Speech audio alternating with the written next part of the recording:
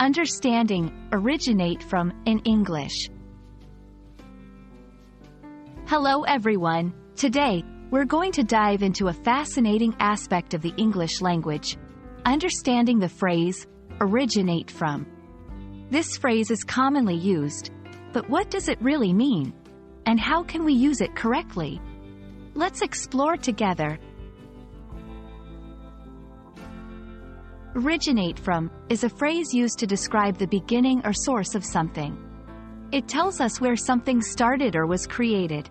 This can refer to objects, ideas, traditions, or even people.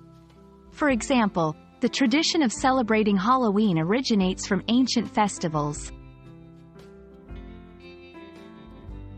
Now, let's see how originate from fits into different sentences. It's often used to explain the origin of something in a historical, cultural, or geographical context.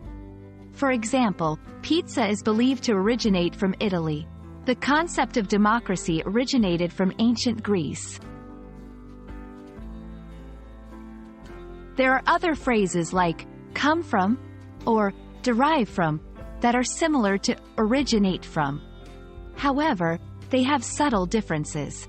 Come from is more casual and general, while derive from often implies a more direct or specific source of influence.